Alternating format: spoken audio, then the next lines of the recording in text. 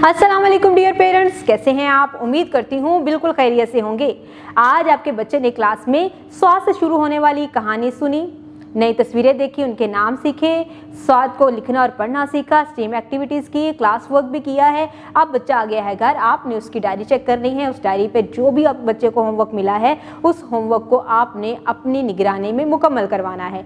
बच्चों से पूरे दिन की रूटीन पूछें, बच्चों से पूछे उसने कहानी कैसे पढ़ी, कैसे उसको टीचर ने सुनाई, उसके बाद उसका रिस्पॉन्स क्या था, कौन कौन सी ऐसी एक्टिविटीज़ थी जो उसको मज़े की लगी, जिस पर उसने बहुत कुछ सीखा, और कौन सी एक्टिविटी है जिसमें उसका दिल बिल्कुल भी नहीं लगता। इस तरह से आपको अपने बच्चे की पसंद और नापसंद के बारे में भी पता चलेगा और आपका बच्चा आपके साथ जब बातें कर रहा होगा तो आपको भी उसकी बातें सुनने में बहुत ही इंजॉय कर रहे होंगे आप भी।